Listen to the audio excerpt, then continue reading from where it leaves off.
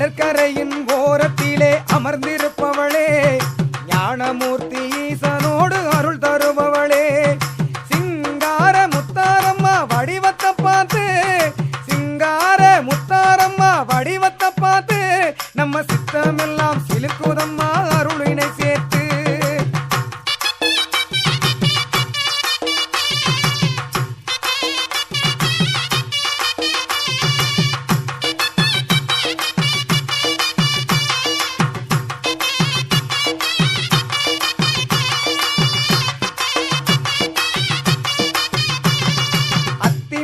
கணபதியின் ஆசியை பெற்று அம்மா முத்தார